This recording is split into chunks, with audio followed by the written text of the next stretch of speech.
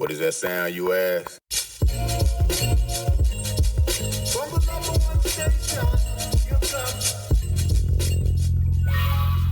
Welcome to the Rec Show podcast, a show dedicated to beat makers around the world. Kick back, relax with the host, Golden Mind.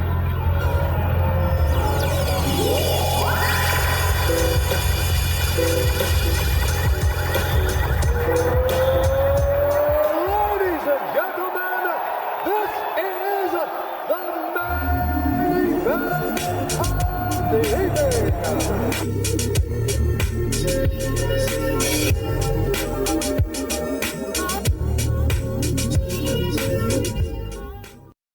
All right, check 1 2, peace and love, everybody. Golden Mind here for another special. Actually, this is another one, but this is a special edition episode. All right, yo, you know when I do these special editions, y'all know it means something, man. Hold weight, yo. So thank you for tapping in. Thank you for staying loyal, man. Thank you all for sharing this all across the socials. Coming in week in and week out, man. I appreciate every second y'all listen to the show, yo. But I just put out the J-Phil episode, so go back. That was Sunday, so today is whatever day what time zone you're in, that's the day it is. But so check out the J-Phil episode. Amazing interview, dope jewels dropped, crazy music, man. Like, yo, that's one of the senseis. So go ahead, check out that episode. Check out all the episodes from March, February, January, all of them, man. Go back and just take the jewels that they drop. But yo, let's get into this, man. We not even on Earth no more. We about to go to Planet Namek. All right, yo, and Planet Namek, it be some wacky shit happening, yo.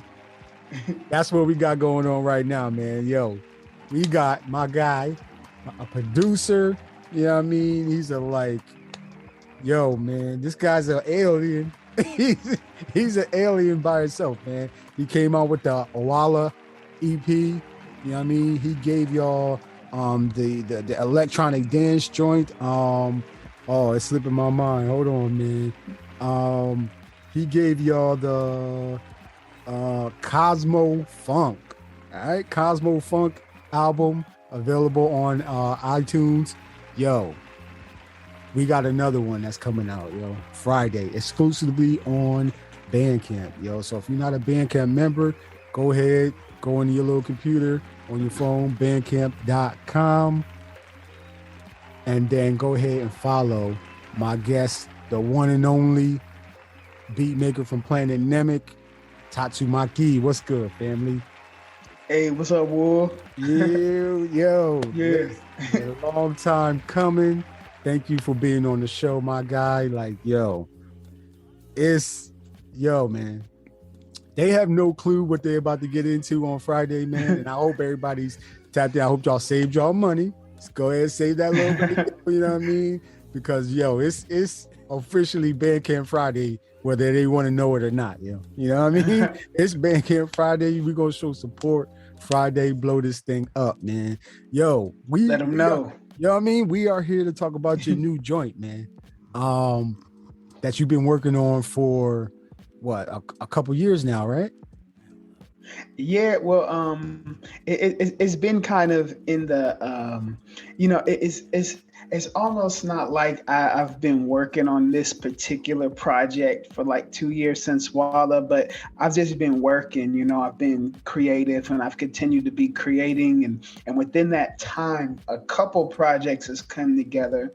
And this is one of the first ones that I've kind of, put together to tell a complete story. So I would say that I haven't been working on it for 2 years, like tweaking snares and shit, you know what I'm saying, for 2 years and getting the mix right. But it's came together within that time frame for sure.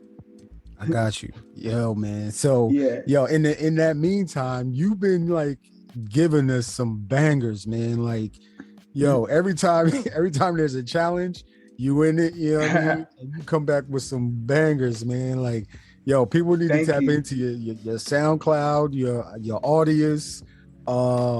Hey. Yeah, be some good stuff happening in the audience, man. Don't sleep on audience, guys. Yo, for real, yo. Like, Thank you. Yeah, I did have a little period when I was definitely focused on audience for a bit because you know, a lot of what they were saying, it sounded like something to apply towards because it might bring some fruits later. But one thing I realized was that I'm not impressed with how Audius is pushing themselves. Like I started feeling like I was having to put so much effort in trying to convert an audience to Audius, but Audius, I felt like they weren't putting that work in. Like nobody, you know, it's not anything new. There's no new artists like promoting it. You don't hear about it. So, but then I realized like that's kind of when I kind of transitioned back on this SoundCloud because I realized like, you know, SoundCloud is like the original streaming platform like before the DSPs really. And, you know, it was like so ground roots. And there still is an audience there. It's not like it used to be back in the day where a trendsetter could repost your stuff and you blow up like K Tronada and stuff like that. Like that don't exist anymore since the DSP. But what does exist, like I realized the people that's still over there is like, it's the true connoisseurs of music. Like if you still got a SoundCloud and you still tapping into some of your joints you used to listen to, you're a legit connoisseur. And I realized that, you know, that's still worth investing in. And also it's still an ill platform for people just to press play, you know, on something. So that's why I've definitely been getting a lot more energy towards, you know, cultivating that SoundCloud audience. I think it's still definitely worthwhile for sure. I got you. Yeah, that makes perfect sense, man. Like why you pushing harder than the company.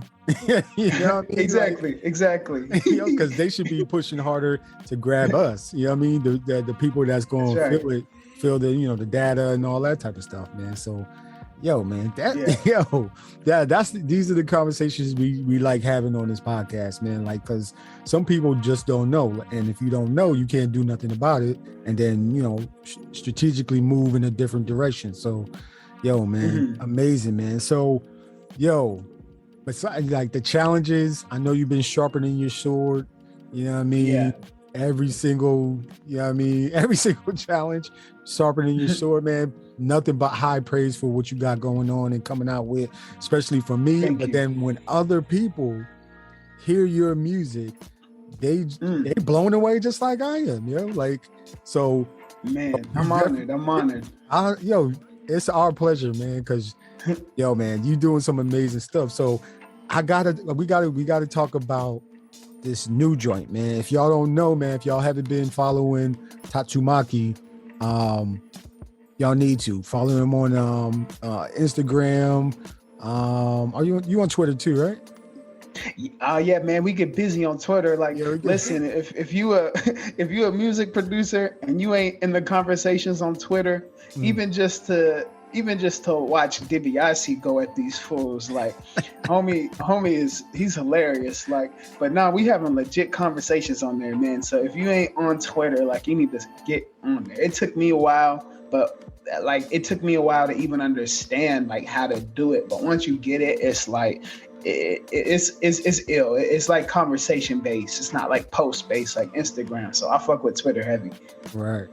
Yeah, man. So yo, I need y'all to follow him on Twitter. I need y'all to follow him on IG, man. Follow him on Bandcamp.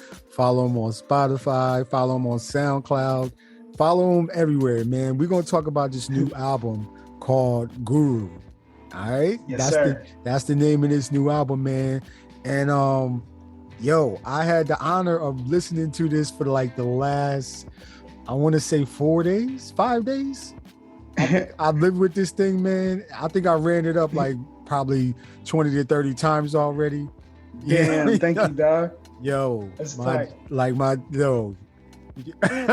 Audience, man. Like, I was getting ready to say something that somebody else, like, because Kazal, he's featured on that, Kazal Organism. Y'all, that is, you know, y'all need to tap in too. But yo, this album, amazing. It's 11 tracks, everybody. Okay, 11 tracks. This was a well thought out project. And today, like as we're talking, we going to weave in and out of the album, man. I got the green light from Tatzumakiii, and he's like, yo, we good with that. So we're gonna weave in and out. First track we talking about, I mean, okay, let's talk about Guru. What is Guru all about? Yeah, so the concept of Guru is basically, it's named after the Namekian patriarch, where if anybody follows Tatsumakiii, you know that a lot of my mythology and folklore, it kind of blends together the worlds of Street Fighter and Dragon Ball Z, but not in an obvious way, you know what I'm saying? And some people thinks that I'm probably like a diehard Dragon Ball Z fan. I got posters all over my wall and shit like that. it ain't that deep, but it's more the Namekian shit is tied to, first off, I might just start with that really quick, because the Namekian stuff, it's tied to, a lot more poetically. Because I remember when I first started actually making music and the music that I loved, and when I first started creating, I didn't know how to make the music that was in my head yet. I had to get my skills up to that level, but I always knew I wanted to sound like something foreign, like something alien, like out of this world. And I didn't know exactly what that would be. And in fact, I don't think I've reached it yet. Like I have it in my head still, and I'm still striving for it, where I want to go. But I wanted my music to sound like something kind of unfamiliar almost. And so I had things in my head, like, I was playing around with shit, and I was thinking like, you know what? Yeah, I want to sound like an alien, like, and I kept thinking, and the first planet that popped in my head, some of the cats is like, yo, why didn't you think of the Dagobah system, where Master Yoda lived? And, there's so many planets and galaxies, right? But the reason to me was Namek is because, there is a strong nostalgia to me in my journey of discovering Dragon Ball Z, because Dragon Ball Z, for me, it wasn't like people nowadays, or even how people discovered it at Toonami. Like, I was the kid in like 1995, 1996, in Louisville, we had a channel called Big 58. It was like channel 10. You had to tweak the fucking things to get the scratchy. Yeah, it was all scratchy and stuff. Exactly. And like, it came on right after church, and my family was hella religious. So it was like, sometimes they're talking too long, and I'm trying to get back to see this show that I found one time as an accident with like the scratchy screen. Like, I just discovered it by myself. None of my friends knew about it. I couldn't tell anyone about it. So it was kind of like my own thing. And like, I remember my favorite character immediately was like this green dude, when you found out that was Piccolo. So like, there is that nostalgic aspect to it. But then also, as I thought deeper about it, that whole experience is like, I learned that my whole life I kind of grew comfortable being an alien, like in the sense of being foreign, because my neighborhood that I lived in, my friends, everything around me, I always knew like I kind of had tastes and flavors that was unique to me that the people around me didn't really associate with. And I ended up getting comfortable just being my own thing in my environment that, was like by myself. It was like, it didn't have to be my tribe around me. Like, for everything, I was okay being solo, like being the alien. So all of that kind of ties into it. But anyways, the Guru is a continuation of that, because if you know the history and the folklore, Guru is like the Namekian patriarch. He's like the original Namek.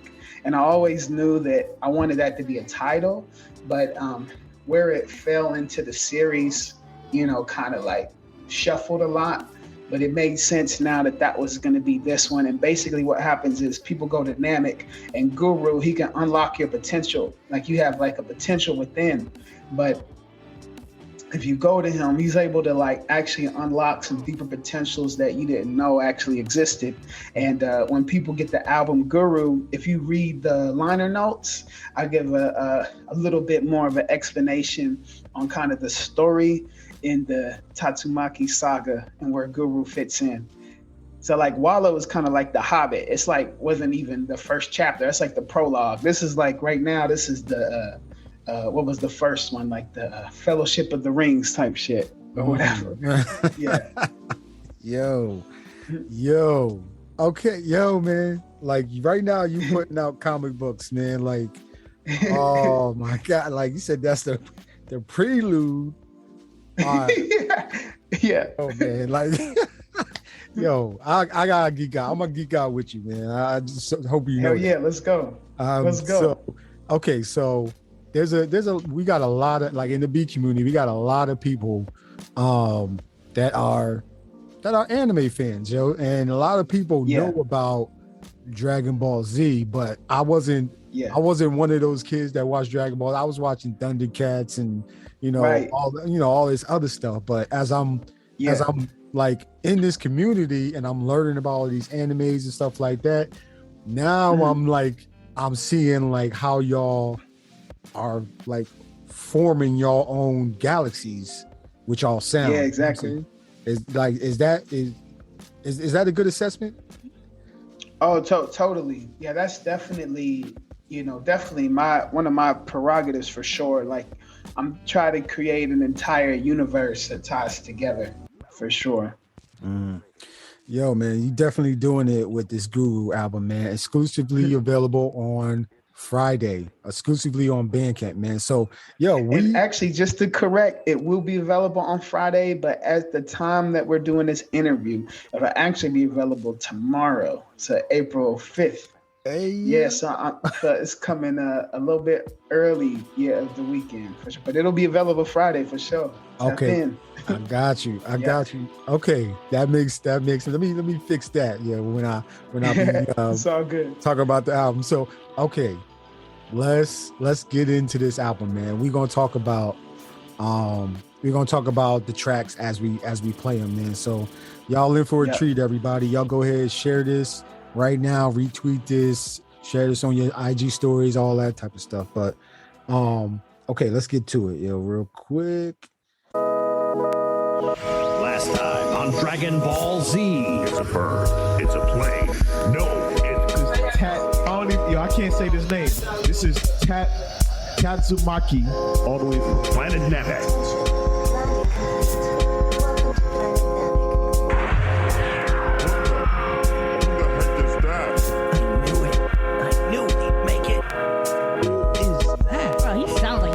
Other side of the earth. Make sure y'all go follow Tatzumakiii. He's probably one of the most Orthodox producers around, but it sounds like. Tatzumakiii, what up, man? Shut up. What up? That guy right there, Tatzumakiii, that guy? Woo! Crazy on the phone. Koala Beats, incredible. It's a bad man. In general. Yeah, so listen, man. That's the first track, man. That's Enter the Namekian, yo. All right, yo. If that ain't hook you already, you know what I mean? That track is gonna hook them in already, dog. Like, I hope so. Let's talk about Enter the Namekian, man. What's going on with this track? Man, well, you and me, like, we're pretty close, similar, like, generation, really, and like, I'm very fortunate to say that I'm from an era where, like, you had albums, you had vinyl, you had cassette, you had CDs, and like people sold you products literally for you to experience the album. Whereas now, with the nature of DSPs and things like that, just the nature of promoting and how it works and playlists and things like that, it's more single focused and single oriented. And that's also went into the work of the artist. Like even Beyonce, she's done a lot of interviews where she's talking about, she's still very album oriented and tries to create albums, in an era where it's like, it's so single heavy. So people's minds aren't in creating a full project. So with that being said, when people's making albums, I'm from the era of where CDs had intros, they had outros. It was like I love that. Like some of my favorite moments, like for example, Bone Thugs and Harmony comes to mind because they had some of the illest intros to me. Like for example, Art of War, East 99. Like the intros, like it like let you know what you were in for. And like there was an art to creating an intro, like and that is always like that's where I come from. And I knew that like when I got to this one, like Guru, I definitely wanted to have an intro, and I had a lot of ideas swimming around, and this just kind of came together. And yeah, this is basically what this is. Like I wanted to, because in the beat scene, it don't happen that much. Like cats is throwing beats together and making ill beat tapes, and I love that too. But I feel like there's more we can do with it. Like you can really make a movie. And I just come from the era where that's where all my favorite artists were doing. They always made a movie. So I'm just trying to do my version of that. Yo, man. This thing is an experience, man. I'm disrespecting it when I say thing. This is an experience. For real. Like this is an experience that, like, man, you just gotta put it on, man. So I've listened to it in multiple situations. I listened to it at work. I listened to it driving home. I listened to it driving to work. I listened to it when I was just home. Actually just like doing stretches and stuff like that. I'll listen to it going to pick up my kids. I listen to it in like a lot of different situations, dog. Dope. You on one, yeah. I got a question, man. Did you find yourself wanting to kind of start from a certain track and letting it run or repeating, or did you kind of often like wanting it to go from beginning to end? Like how was you normally playing it? Yeah, I listen from beginning to end, yeah.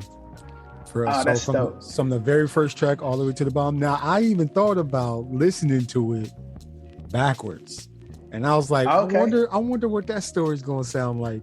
Listen to the last track to the first track, but we like Kendrick's "Damn." Yeah, exactly. So, I was like, I didn't get to that yet, but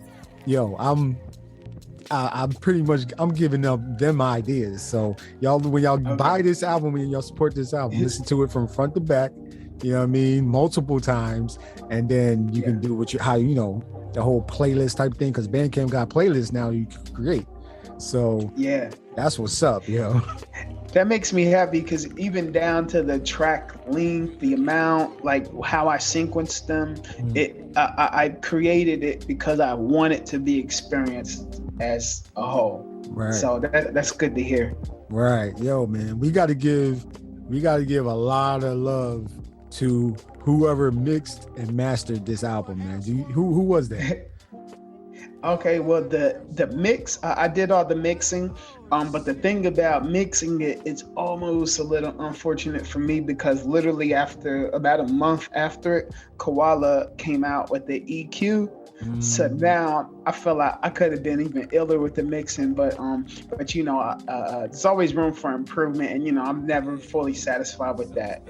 But it kind of it's a capturing of what it was and where I was at that time. But the mastering is done by my homie, your boy Pax. If y'all don't know, if y'all don't know your boy Pax, first off, tap in just for the music, because I'm a fan of him musically, but also in terms of his sound, his style, and he provides services, mixing. I think he just reopened that. I think he stopped mixing for a while, but now I think he's back open and doing mixes, but also mastering. Like he definitely knows what he's doing. And the reason I always had him in mind for mastering this one is because, when you get like an engineer you work with, you kind of want someone that understands the music. And, definitely nobody is going to understand, where I come from musically as much as him, because he's from the same family tree musically too. So I didn't catch that till you said it, because like y'all are nowhere near the same, but y'all are out there, man. Like y'all are just okay, I get it, man. Why you would we got similar inspirations, yeah. Dog, that's so dope, man. All right, let's get back into Guru, which is going to be available April 5th, but wherever you are in the world, it's going to be everywhere else is going to be Friday, man. Exclusively on Bandcamp, right? Did I say that right? Yes, sir. Yeah, Bandcamp. I got you. Let's get into Sasaki. All right, let's listen to. Sasaki. That's how that. Named after Sasaki Kojiro, one of the most the toughest duelists and opponents of Miyamoto Musashi. Yeah. Oh, yeah. That's the 5 rings. Oh, you went. Yes, sir. Yeah. I got that book in my library, yo. Hey, there you go. Yeah, that's all a part of my universe. Hey, yo, man. All right, let's get into the Sasaki. Did I say that right? Yeah, I mean, to be honest, it's probably open to interpretation. There you go. Yeah, I've always pronounced it Sasaki, but maybe I'm wrong. Okay, Sasaki featuring Zetrock. Who is Zetrock? Zetrock. To me, he's a musical genius. He's actually based out of Louisiana. And man, if you do a little deep dive on the music, like you, dog, you might have to get him on the show, man. He's me and him. We actually have some big collaborations coming up, some like crazy ones. Like me and him musically, like we're very intertwined. Like I can't just collaborate with just anybody, but me and him, it's like butter.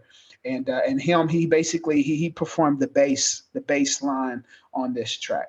But Zetrock, he's incredible. He's one of my favorite artists. All right, yo, man, let's get into it, man. Let's get into it.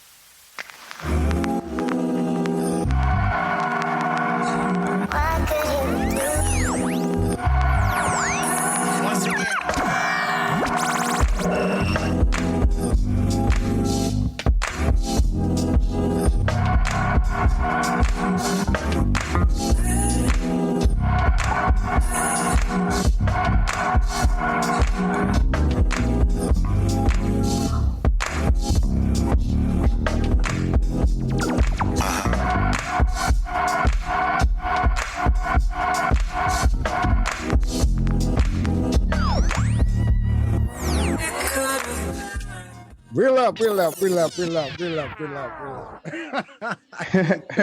We can't give them no more, yo. We can't give them no more. Yo, Sasaki, man. Yo. Yeah. Yo, featuring Zetrock. That the way he slid the bass all over that track with the, you know what I mean, with the pause at the 30-second mark, like when y'all pulled up. Man. Oh, yo, talk about that track, dog. Yeah, man. Well, to be honest, that's probably the oldest track on Guru. I was trying to think if anything else was older. That's probably, yeah, man. That track's probably maybe a year and a half old, probably close to 2 years, probably. But that one in particular, that one was it was battle oriented. I did make that one competing in one of the Bag Season Records battles. Shout out to the Bag Season Records homies.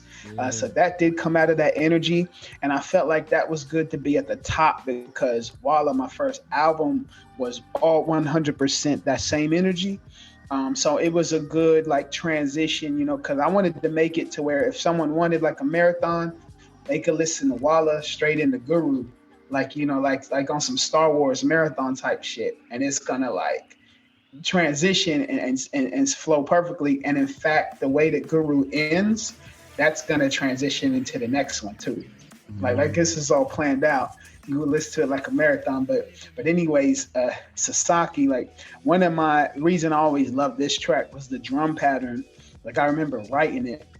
The thing about Koala, we're everywhere. We don't have to sit at a desk with the same laptop, with the same setting, the same. I always have a visual memory of where I was, and at that point, I was just on the couch, in the living room, just sitting, and I was trying to come up with a drum pattern, and that's one of my favorite BPMs. I wrote that one at 106, because 106, that's some of my bounciest stuff. And I just was inspired to do something at 106 at that time. And the way the snare and the clap and I've tried to emulate that drum pattern. Like I said, I made that about almost 2 years ago. And since then, I've still never been able to duplicate that type of pattern. So, and then when I flip, nowadays with all the AI sample detection and stuff, I ain't even talking about what I flipped anymore. It's a pretty obvious one though. It's one of my favorite R&B songs. But if cats know, they know. But I ain't even say what I flip. But yeah, man, I basically had that done forever. And Zetrock, my dog, he really wanted to play bass on that. But I ain't gonna lie, I was kind of lazy. Like I didn't want to do it. I was like, this is done, because it was hard for me to write the bass to it. So bass line originally was super simple. It was almost just like a frequency at a certain time. I was like, man, it's cool how it is, you know. Mhm. But and me and him, we collaborated on other stuff, and we kind of slowly played around. I sent him some stuff. He sent me some stuff back. But he kept bringing that track up, and literally for almost like a whole year and a half, I was like, man, it's done, dog. I don't want to upload that shit anymore. And then like he didn't quit to the point to where I was like, you know what, man, fuck it. And I just uploaded. I just sent it to him, and I'm glad I did too, because it's like he murdered it, man. What he did with it, like I could have never done anything like that, and I think he gave it a whole another life for him. So yeah, Zetrock, if you don't follow him, man, check him out on Instagram. YouTube though, he gets busy, man. He directs his own music videos. Like he's so creative. Yeah, he's incredible. We definitely got a lot coming. Yo, man. Yo, Zetrock. Shout out to Zetrock. Shout out to Bag Season Records, man. I had the opportunity to chop it up with friend Carrick and who's my guy? Yo, he's killing it. You had Wino on, I know Wino that. Willie. Yeah, Wino Willie, Yeah. man. So yeah, it's Bag Season Records, man. They got some dope production team over there, man. It's 4 of them. I'm trying to remember the other 2 right now in my head. But yo, man. That's Africa and Delicious Beats. Yeah, Delicious Beats. Yeah, I almost said Deli Got Beats, but that's somebody completely different.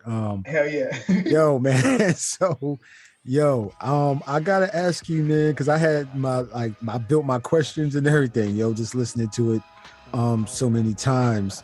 And I actually, you know what? Let's play one more track, and then I can ask this question, man. So let's listen to let's have you talk about Misnomer Abstraction. Yo, what's this track about? Oh man, so this track is kind of like it's like an interlude if I was to describe it. But I think it's very important because it sets the tone, and it kind of gives some of my favorite producers and music artists are basically giving a definition almost of what we do with this, with the beat scene, with electronic beat music. And I almost, in a way, there's several underlying themes to Guru. Some of them are pretty obvious. Some of them can really only be felt over time from listening to it. But one of the more obvious themes is I wanted somebody who maybe doesn't fully understand beat music like what it is. Like somebody could let them listen to this album and it gives them an idea of what we're trying to do. So Misnomer Abstraction is an important track towards that. Because not too long ago, one of my homies, we were out and his girlfriend was with us and she was trying to ask, what is like beat scene? What are these beats? How do you explain this music? And I was listening to them trying to explain it. And, it's not always simple, but Guru, I was hoping is something that if somebody listens to it, they can at least have an idea on what we do. Got you. Yo, perfect sense, man. And we gonna go and listen to Misnomer Abstraction, man. Let's get into it.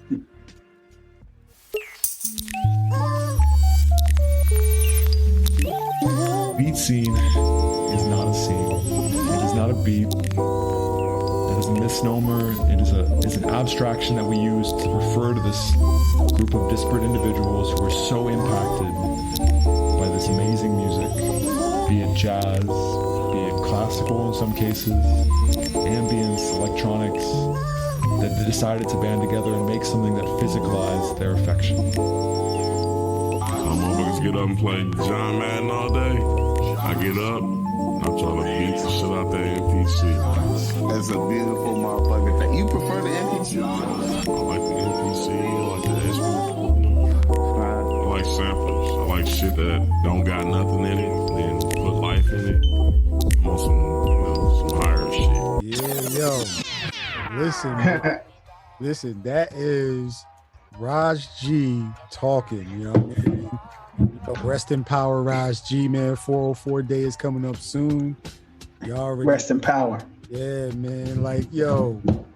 Okay, listen, man. We cause we only giving them a little snippets, man. That's y'all gonna get some good stuff when y'all listen to this album, man. But when I'm listening to that track, man, it was like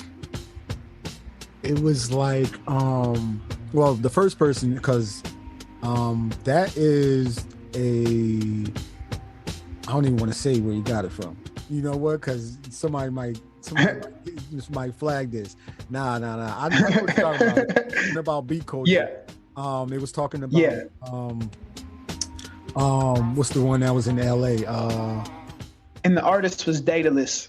And yeah, a lot of them from the LA beat scene. Yeah. He was talking about that, man, and in this flick. So, yo, man, like what? Because you in this album, man, you blend so many voices together. Like, I don't know how you did it, dog, but yo, it's kind of like one starts and then it's another one in between that comes in and finishes. Like, it's mixed. Like, how do you do that, dog? Like. Yeah, you know what? I've always wanted to explore that because, I mean, one of the illest to ever do that is MF Doom. Like, everybody knows how MF Doom, he would take all of these obscure sound bites, you know, and probably if I have to pick my favorite time that he's done that is Food. For any of the MF Doom heads, if you listen to Food, like the way he was getting all of these obscure chops and put them together and almost, you know, was able to like communicate through all these sound bites. It was just insanely ill. And he talks about, I think in his Red Bull Academy interview, he actually explains his inspirations, like where he got that from, that idea, and then how and why he does it. But I've always wanted to play around with it. It's just, it takes a lot of effort. Like kind of my procrastination to it was kind of like, you know, not wanting to spend the time and collect all the different sounds and then what if they don't work and all of that. But it made sense for this one. You know, I was really inspired. Like it made sense if I finally took a step towards that. And what kind of woke me up that I could do it was when I did the intro. I remember designing that. And, you know, a lot of those moments were moments that happen organically, you know, like whether it was interviews and things like that. And so I really practiced that on this project. And I think it helped kind of make the impact I wanted to. But yeah, it's just a matter of, I just collected a lot of sounds first, almost like, kind of just collecting, like just collecting different sound bites that say things that were interesting. And then it was a matter of, now that I got the palette in front of me, picking and choosing, you know, and what will help me say what I want to say. And then you discard, you know, what was useless. So it was just a matter of that. Yo, man. Yo, how you did it, man, it's amazing, man. Like I've never heard anything like that, you know, before. So I'm like, yo, dog. Like, so, okay, man, that was Misnomer Abstraction. I feel like this album, man, we going through the Namekian, you know what I mean, universe, yo. Cause you take us on a ride, man. Like from the first prelude, that's like the blast off moment, you know what I mean? And then we start flying around in these different areas around the Namekian universe, man. Cause like for this album, man, you got like a mixture of grooves from like Namekian funk. Like I'm just giving them names, yeah, Namekian funk, Namekian boom bap, Namekian dance, you know, like Namekian electronic music, like all of that stuff. So it's outside the box. But when creating this, was it just to create and sequence later, or did you have like an idea in mind before creating the music? Yeah, so you mean you know what, it's Guru, this album, it came together, I'm trying to think of the best word, very organically. And the reason I'm saying that, like, there's so much going through my head, I'm just trying to organize my thoughts. Because basically, Guru probably had like maybe like 3 or 4 iterations before it became what it is now. For example, like what it is now, like what I'm finally releasing, like probably like even just 2 or 1 iteration ago, it didn't even have any of these same tracks on it. Like it really morphed. Like if I released it, like, you know, even like I probably had most of these tracks done in about like a year almost or so ago. And like what I thought it was gonna be, like it kept changing. I probably cut like 7, 8, 9 tracks, like, and not even like it was like this much, I just took away 9. It was like I took them out and then added new ones in, like just complete like albums, and it just evolved to kind of slowly morph into this basically. And like one of my thoughts with that, with creating like an album, is like I think you learn a lot more from different art forms rather than a particular art form. Because I had a friend who his art form was like writing novels and stuff, and he was really into crafting fiction and things like that. And I never had an interest in that, but I always like listening to his mindset. And one thing he told me that stuck with me that I take to music and writing albums, he said that, you know, usually themes, like the themes or what's the focus, the main idea of a story, you usually don't start with that when they're making fiction. They just start creating, they just start writing the characters, and eventually the dynamics kind of show what the theme's gonna be. So it kind of happened like that. As I just kept creating, trimming, and cutting, eventually the theme like revealed itself to me, and then I'm like, okay, I knew what to do. So yeah, it definitely wasn't like a plan beforehand, but it took a lot of time. I took my time with it, and it morphed into this. Like even literally like a week ago, I cut a track. So it actually was 12. So like, and I could have released it, like I was planning on releasing it in February. And if I did, it just would have been what it was. But I feel like that time gave me enough time to keep listening and realize like, nah, this one, you know, it's still good. Like people would have liked it, but I just feel like it's more impactful without it. So yeah, it was a very organic process. I got you. Yeah, like your picture is fully formed now, right? As the final project now. Yeah.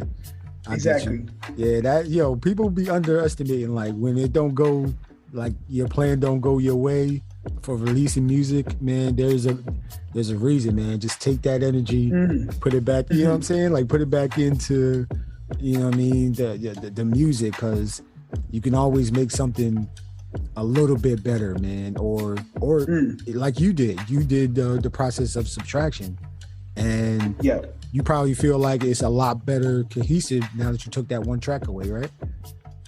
Oh, totally. I think of it as like, what do they call it? Like when you chisel like a carving, like sculpture. Because, you know, you start with this huge block of clay, but the art's underneath, you know, it's a matter of continuing to chisel down.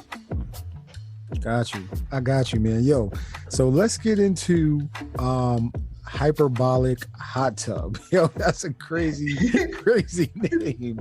I heard while I was listening to it, and I looked at the name, I'm like, oh shit. But yo, let's talk about Hyperbolic Hot Tub real quick before we listen to it. Actually, let's go ahead and listen to it, then we can talk about it after. Yo, let's get into it. Yes, sir. Hyperbolic Hot Tub, man. You're listening to the Rec Show podcast with Golden Mind, with my special guest, the Namekian producer, beat maker, man, Tatzumakiii.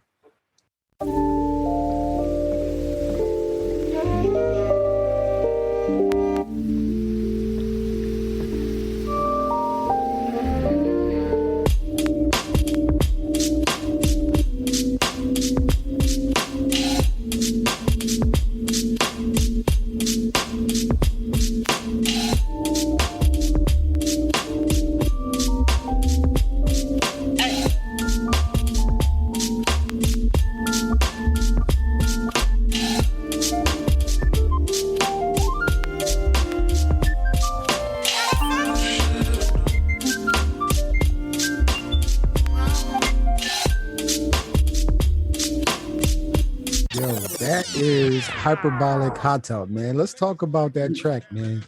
What's up? That thing is so groovy. Like that thing. Thank you. It gets you feeling just right. You know what I mean? Like let's talk about it, man. Yeah, I mean that felt like the right moment to apply that one in. Like one thing on Guru was I knew this one was gonna be kind of an exploration in styles of beats as well. This is probably the most like kind of like hip hop. I kind of hate the term boom bap, but like people know what it means when you say boom bap. I just don't like it so much because when you really try to define it, it's not concrete, you know. But usually when you say it in the right setting, cats know what you mean. And you know, it's kind of showing a style of that. And as you go through the album, you know, I'm kind of showing a different amount of styles, which also I was hoping to show and hopefully inspire that, you know, to a lot of my fellow beatheads too, that, you know, cohesive doesn't mean the same thing, the same energy and the same feeling. Like if you have a whole project of the same feeling, the same energy, all of that, yes, it is cohesive, definitely is.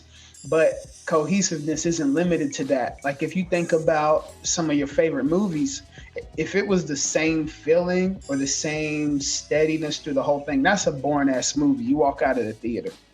Right? You need a roller coaster, you need the ups, you need the downs, you need the change ups, you need the surprise. And that's what keeps you engaged. And that's how, if you do it correctly, like I said, I'm trying to create something that hopefully you stay in for the whole project. Which what I found is one of my favorite kind of, you could call them lo-fi, like back in the early days before it was like the playlist lo-fi was 1-2 and WUNTWO, for those that know. I just think he's super ill. But what I've noticed was when I would listen to his album, I could never make it through the whole thing. Because it was like after the first 4 tracks, it was like, I got it. Like I already know what track 5, track 6, and I couldn't. It's okay to play in the background, but in terms of actually listening to the music and studying, it was like, you've already said this idea.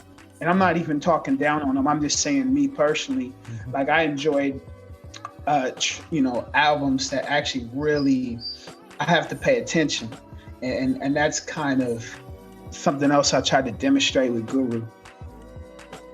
I got you, man. Yo, you definitely take us on a ride, man, with every track sounding different, man. I mean, like I said, it's an experience, man. You said it before, like, yeah, you're right, yo. If you listening to the same type of track over and over again, you like, yo, all right. Like, yeah. I do got it. Like, yo, come on, like, surprise me, scare me, shake me. You know what I mean? Right. Do something else, yo. I got you, man. And then if you're just going crazy though, like every track just don't make sense and it's just totally different, like that's still not cohesive. So there's an art to doing it and it's still making sense, like being a part of the same story. So that's what I tried to execute. Got you, man. Yo, well, first of all, how can people tap into what you're doing, man? Seek with your frequency and support, and where can they find you all over the socials? And when is the Guru experience coming out? Man, well, I'm most active on Instagram because, you know, that's where a lot of the creatives kind of congregate. That's where we get to really share our art in different, very creative ways. So I'm super active on there. You could hit me up. I'm super responsive to DMs, you know, I'm also on Twitter. So that's where I'm most active socially. But to tap in with the music, Bandcamp is where the full art lives. You know, that's where you're going to get the full project of Walla. That's where you're going to get the full Guru, which at the time of us doing this interview actually is going to release tomorrow. So from April 5th, you know, all around the world, it's going to be available on Bandcamp. And but obviously I'm on Spotify. I think it's important to be on DSPs and still have a presence. However, if you look closely, you'll notice on Spotify, it don't say Walla. Like my first album, it says Walla Light in parentheses, full album on Bandcamp. So I'm still going to be on the DSPs, but for several reasons, it's only going to be a light version. But the full version will always live on Bandcamp. Man, I thought that was so genius when you did it, man. Like, cause like, why give the full price. What would make them want to come over here where you get full, you know what I mean, full support instead of just you know, somebody got Spotify, they can just listen real quick and going about their day. But you actually come to Bandcamp, follow the artist, support the artist directly, man. So I thought that was genius, man. Thank you. And if you look at my Spotify, it looks really light. Like it's not tons of followers, it's not tons of you know, plays, but that's because the way I've designed it, if you go into my Bandcamp for artists, like it's popping. That's where my plays are, that's where my followers are, and that's how I'd rather have it. I got you, man. So, yo, let's talk about Thwomp. Am I saying that right? Yeah, Thwomp.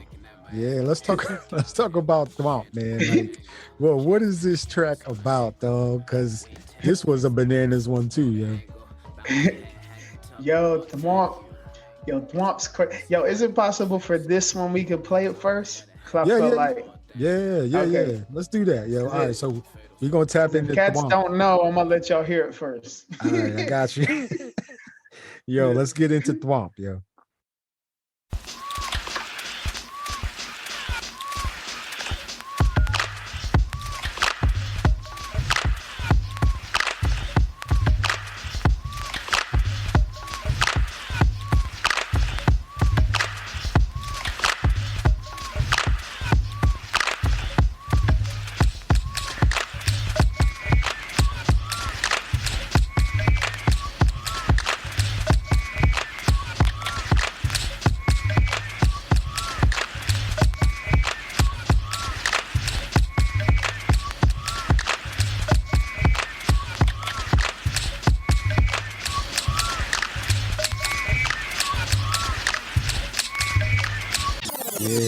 Thwomp, man. So,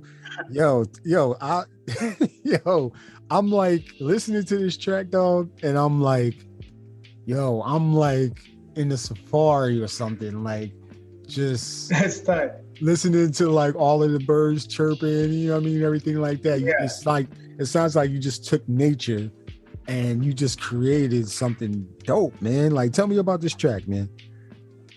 Man, I gotta say, of all the tracks on this project, this was the one when I made it, like I was probably the most excited. Like it energized me the most because how different it was. Like it, and this one, I'd say this one and the closing track to me was almost the most spiritual in the creative process. Like how it was almost like I wasn't even there while I was creating it. Like I came to, and it was like man, like this spirit came into existence and just used me as a medium to bring it into life. So it was definitely a very spiritual experience creating it. But basically how it came about to sound like that, first off, I had these drums, you know, like lately I'm kind of start with drums a lot, and I had a drum pattern, and then, you know, in typical pattern fashion, and then the next thing I was trying to write like a little melody to it, had some chords going on it, and it was cool, but it didn't sit right. So, and oftentimes, you know, I'll do that, I'll delete it. I deleted all the chords and stuff. I tried something else and it still wasn't rocking. And I kept trying stuff, but then the idea hit me. I was like, yo, why do we feel like we actually do need like a melody all the time? I'm like, who's really telling stories nowadays with just the drums? And that's when it hit me. I was like, yo, this is African, because, you know, especially the drums from West Africa, like it was, you know, the stories and the music they were telling was not melodic bass. It was rhythmic bass. And I was like, so once that idea hit me, I was like, I felt free. I was like, oh, you know what? Hey, fuck a sample, fuck a melody. How crazy could we just get with rhythm and like drums and pattern? And like, once I had that idea, I just started going crazy. Like at this time, I remember where I was in my truck. It was like pretty late. because I think it was late. I had to grab something to eat, but I was just in my truck. There was like just the brightest like neon light from one of the street lights shining into the car. And I just started making all these crazy ass drum patterns. Like once I had that idea, the whole track probably came together in like 30 minutes. Mm-hmm. And I remember just listening to it and playing it in the car with the truck speakers. And man, I was going crazy. Like it was just like it just came out of me, and it just felt so free, just being able to create an experience with just the drums, because I felt like I'm not hearing that anywhere. So I was excited by the idea of how new it felt, but then also how tribal it felt too. And you know, it felt like almost like the continuing the lineage of our ancestors. So yeah, that, and the name Thwomp was ill. That's from Mario Brothers.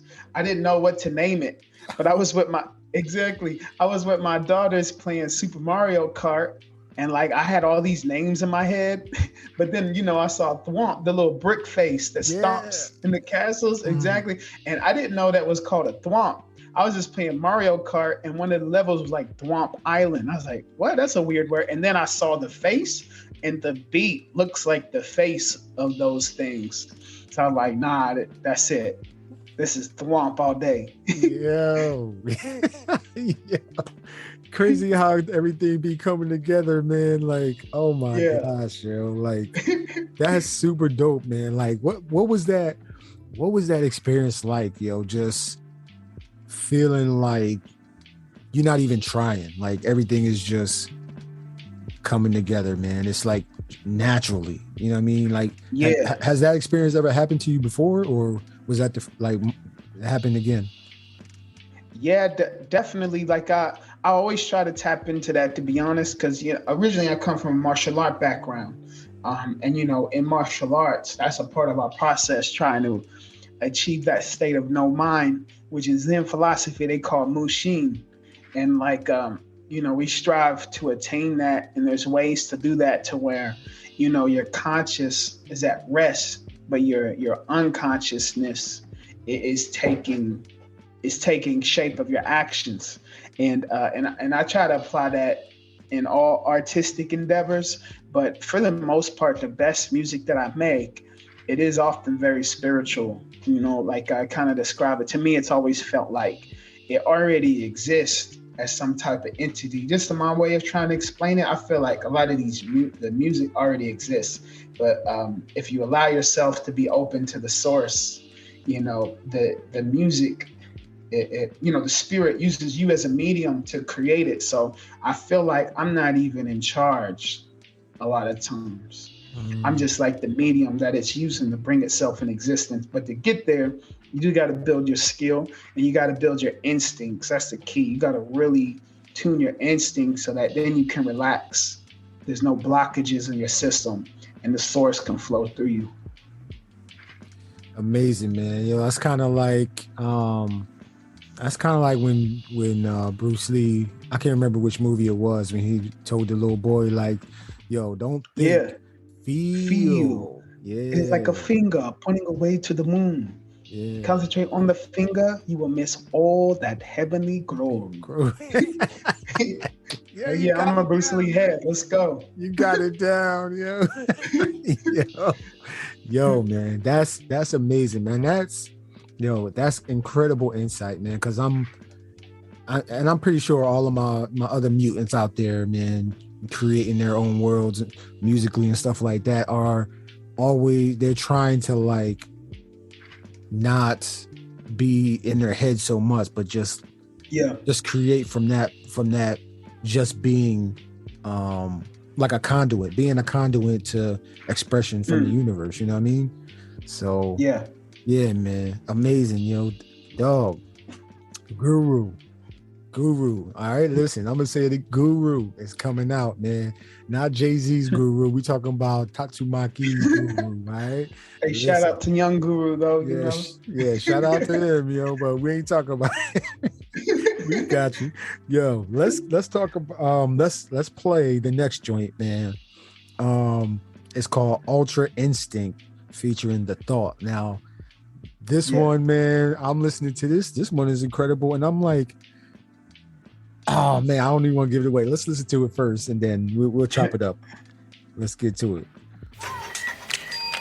Damn, man. That might, man, he made that from Planet Namek. Straight from the hyperbolic chamber. Come home to Sundoku with open wounds like Goku. When tofu would do wrong, give me pork chops that oolong. Been too strong, can't go wrong. Without the escargot, go entree. Gotta go on like Solo, needy faux pot. Yo, mom say, still PG for a kiwi. Healer cheap cheese for a Z pledge feeder easily. He's a really big eater, both a stealer and savage leader. Yet neither teacher but cab, but even Jeter. Sweeter than master, need a nap a day in the bath of tank till we snap a neck, red cedar. Ever show me, can make a May high today they break up. Pass the roach, please, at the homie. Yajirobe, trying to pet the one the cat from Mo Beans. With the bro, please, sell the freezer. We gon' need to resurrect Vegeta. Listen, dog. Yo, first of all, the beat is so complimentary to what the thought was talking about. Like they like it was just beautiful the way that came together, man. So let's talk about that, man. That's Ultra Instinct featuring the thought. Like Ultra Instinct, what's that name? Who was the thought, man? And what was the process behind this track coming together, man? Can I ask too, like when you was first listening to the first time, how did that trick hit you? Did it catch you off guard? All of a sudden hearing some vocals? Yeah, I mean, I only hear you like when I hear you do flips. When I do flips, that's the only time. But then I'm listening to it and I'm like, wait, he got somebody actually like rapping on there. Yeah. But then I'm listening to it and I'm like, yo, is he talking about like the Dragon Ball Z universe? So I'm like, all these names is popping. I'm like, wait, is he? I'm still trying. I'm asking people at work, like, yo, what's he talking about? Let's talk about this track, man. That's funny. God, that's tight. That's tight. Cause I wanted it to be a little surprise. Cause I know cats is expecting like an instrumental album, but slowly y'all gonna start to hear, more vocals too. So that one. So originally it was just a funky ass beat that I had, and me and the thought. Shout out to the thought, man. He's me and him. We actually have like a full project that's almost finished. We've been kind of, I've been sending him some stuff. He's been sending me some stuff. I just, we connected on Instagram. We originally met through Janu Solo. Shout out to Janu Solo, super ill beat Smith himself. But he used to have a show on IG called Solo Sessions. And we met through there. We connected. I really respected his style. To me, as an MC, like he actually produces too. So, he understands what I do. He understands electronic music and beats and music production. He's an ill producer himself. But lyrically, like he has a lot of projects. Like if y'all mess with this track individually, definitely go peep his catalog. It's really deep. But I feel like bar for bar, like not too many people can hang with him, to be honest. He's crazy. Like he's a craftsman. Like he studied the craft, and that's what really appeals to me. Like I'm not hungry just to collaborate with any rapper. Like, but if they're as hungry with the craft of rapping as I am with the producing, and they're trying to push things and they studied it, that's what inspires me. So that's why we got some things in the cut coming. But this one in particular, if you follow me on IG, my stories is where I post a lot of work in progress. Like if you like to hear little snippets of stuff I'm doing, I throw them in the stories. And that was one that he heard because we were already working on shit. And he was like, yo, this one. And I was like, oh, where'd you feel in that one? Because it was just a super, funky, like literally like a 4-bar loop. That's all it is. The whole thing's just like a 4-bar loop. And so I had the idea, okay, maybe I send that to him. Maybe that goes on our project. But then I was like, I kind of like this. Like I want this. I almost was going to keep it as an instrumental on my project. And then it hit me. I was like, yo, if you could write something, I think this will fit on my album. But all I ask is if you could like just bar them up. Like I didn't need really a story. I want you to bar these motherfuckers up on some like for the sport type shit, but using some Dragon Ball Z references. That's all I gave him. And when he sent me back what he sent me, Like I couldn't believe what he sent me back. And also because the rhythm was tricky. He even said like, yo, this is hard as fuck. Like he couldn't even find the right BPM in Ableton. And I was telling him what it was, but it still wasn't sitting right because it was so wonky the way I made it. So like the cadences that you hear him finding on it, it's crazy because I feel like the beat was so wonky. It pushed him to be a bit more unorthodox, and I felt like the marriage is like, yeah, it's butter. Like I love what he did with it. Yo, man, I was listening. I'm like, yo, it's so many. Like I had to start looking it up. Like as I'm listening to it, I start looking up, Dragon Ball, and then going down. I'm like, okay, that's what he's getting at. But the way the beat and the way he complimented it with his bars, man, that was beautiful. Yeah, man. That joint is beautiful. The lyrics are on Bandcamp too. If anyone's interested in the lyrics, they're available. Oh man, yeah, y'all gonna have a ball with this one, man. So, yo, I'm glad. I'm excited for what you and the Thought got coming out, man. So, I hope. Like this is one of the questions that I wanted to ask, man. With this album, is it just gonna live on Bandcamp, or is it gonna be turned into like a physical product as well? Yo, I do have plan for physicals, but however, it'll be the next one, the next ones, either the very next one or the one after that. Like it's all like Guru was never intended to live like that. It'll be on Bandcamp and it'll have a light version on the streaming platforms. But I'm dead serious. This is literally just a warm up. Like the next shit is like the next one. I can tell y'all right now. It's called Nimbus. It's pretty much almost done. I'm just finishing up some of the ideas, but that one is like if for something happens and I have to hang up this music shit and Nimbus is like my last hurrah, I'd be okay with it because it shows you where I was going to take stuff. So yeah, this is just the warm up. I'm being dead serious. This guy said just the warm up. Yes. Yeah. But yeah, physicals are definitely in the future. I just wanted to be for the right one. Oh man, okay, I got you, man. Yo, listen. Yeah. Listen, man. Y'all in for a treat, man. So we are here right now talking to Tatzumakiii, man, the beat maker, the beatsmith from Planet Namekian, man. Yo, man. We with this album coming out by the time of this recording, it should be coming out on Friday for Bandcamp exclusively, but if you're in another time zone, whether in Australia or not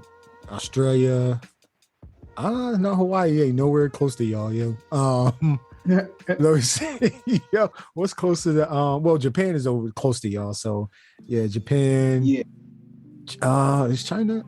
China's not that close either, yo. So yeah, okay, got you. I'm on a tangent right now. Listen, so let's get into the next. Let's get into the next track, man, and then I'll ask you a question after that, man. This next track is called Microwaved Theta Wave. All right, Microwave Theta Wave. Let's get into it.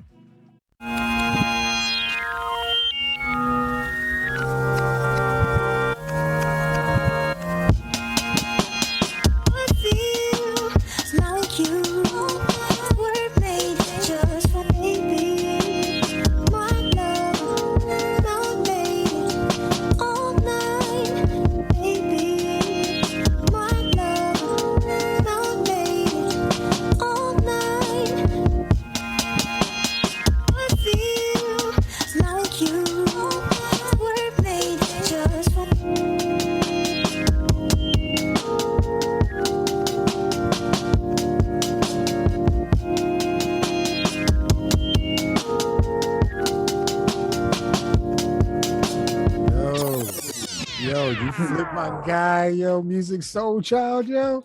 Oh man, one of the best tracks of all time. Oh, man, listen, man, that is Microwave Theta Wave. All right, listen, let's talk about this track, man.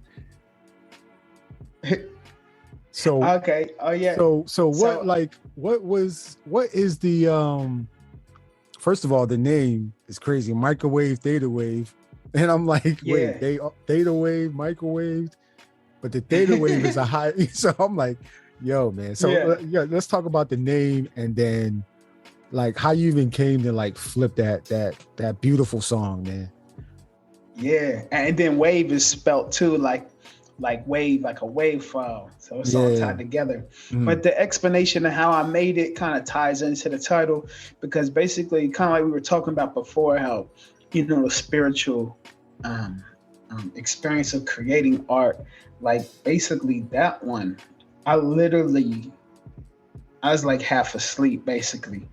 It was basically like a microwave beat. Like that term where we would say microwave beat, where, sometimes you just whip it together, 5, 10 minutes, 20 minutes, and boom, it's just a little microwave joint, throw it in the microwave, boom, we done. But basically, that one happened, I think there was maybe a challenge or something, but the thing, me being in Australia, it's like weird time zones sometimes, and it had a random like sample. It was kind of like actually, I think it was a rhythm roulette. Shout out Koala Beatcast. So that kind of was the inspiration for me even being up. I think it was like maybe 3 a.m. or something like that. It was during COVID, for sure. It was during COVID times. And, so everybody's sleep schedule was all messed up because everybody was at the house. You know what I'm saying? Like you didn't have to get up and go to work. So it happened during that phase. So basically I just ended up at like 3 a.m. Like, I had Koala open. I remember I was laying on my back. Like I had the Koala like on my stomach. And I was just really quick because it was a time challenge. And literally like, I think I was late because I woke up late. So I had 30 minutes. I just whipped it together in 30 minutes. But the way the music came out, it was like, it had such a feeling to it. Like it felt so good. Like it felt spiritual to me. And then the process of it, of how I made it, like I wasn't even fully conscious, and I didn't even know exactly how it was until like the next day when I listened back to like, hey, that's kind of fly. But theta wave, that's kind of the wave patterns that's going on in our brains when we sleep, like when we dream.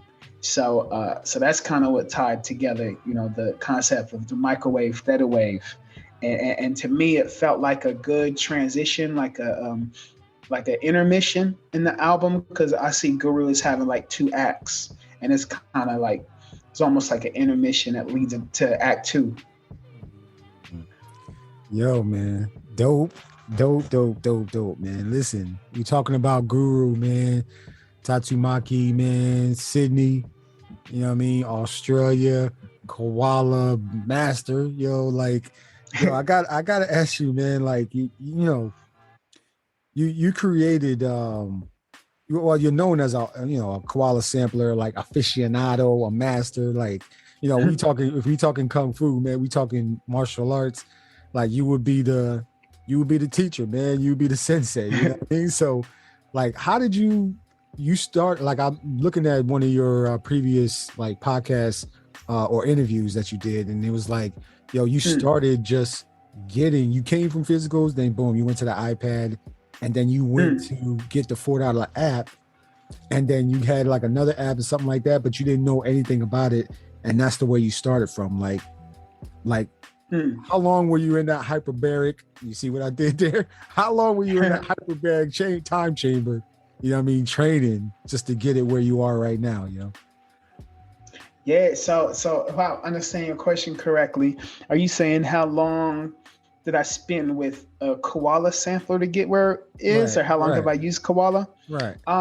At this point, when I look back, I looked at some of the dates, like, because I have a couple files on my computer, and I saw that one of the very first like Koala beats that I had, and I like exported it and stuff, was like 2019. So like that was like my first time messing with it. And then I remember my phone broke for a while, so I was back on my SP404 for like probably a year almost. And then I think towards the end of 2020, I got a new phone. So I was like, let me try this Koala again. Because by then I started seeing people with a bit more screen recordings like on IG and stuff. I didn't see it that much before then, but I started noticing it more. And I was like, you know what, let me try this again.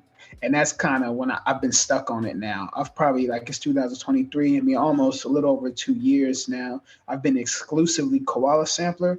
So the thing is, a lot of people might not realize, like, most of those tracks on Walla and even all on Cosmo Funk, like, those were made on OG Koala, like, before, for those that know Koala, before the Samurai mode. But you know, when Samurai mode came out, now you got piano roll, you got time stretch, you can easily delete notes and stuff.